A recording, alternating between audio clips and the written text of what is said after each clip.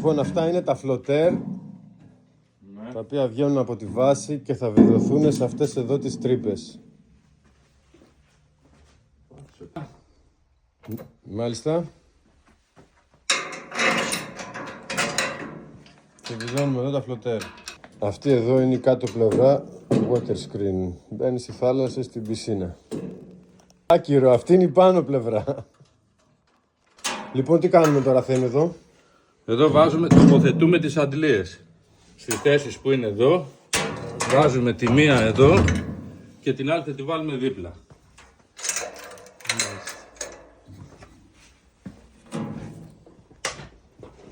Αυτό είναι το καλό του τριφασικό της παροχής της αντλίας. Ναι.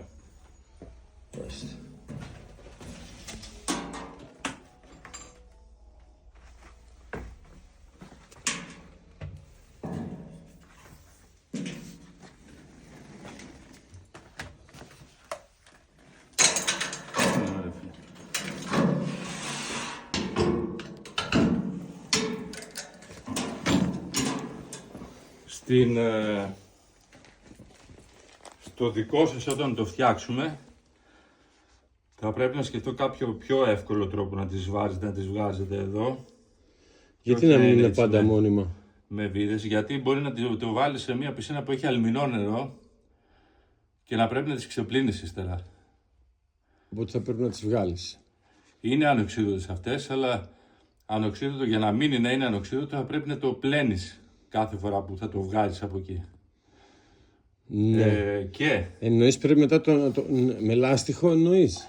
Όχι. Ή εμβύθιση κάπου? όχι, θα έχεις ένα βαρελάκι το οποίο θα το γεμίζεις Καθαρό νερό. γλυκό, θα βάλεις ένα λάστιχο τέτοιο από την έξοδο να ξαναγυρνάει μέσα, θα του κάνεις 2-3 ξεπλήματα, μετά θα αλλάζεις αυτό το νερό, θα ρίχνεις καθαρό, θα την ξαναξεπλένεις 3-4 φορές, ώστε να μην μείνει μέσα αλάτι. Γιατί οι αντλίες όσο καιρό μένουν έξω στραβώνουνε. Οι αντλίες, όχι το μοτέρ δεν παθαίνει τίποτα. Η αντλία όμως, από τη στιγμή που θα τη βάλεις μέσα σε νερό, μετά θα πρέπει συνέχεια να είναι σε νερό.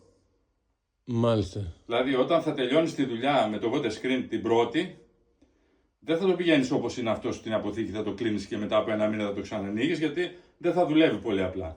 Αυτό θα πρέπει να ξεβιδώνεις αυτά εδώ τα 4 που είπαμε, τα μπουλόνια, να διαχωρίζεις το μοτέρ από την αντλία και την αντλία να την έχεις πάντα σε ένα βαρελάκι πλαστικό με γλυκό νερό και τις δύο μέσα βυθισμένες.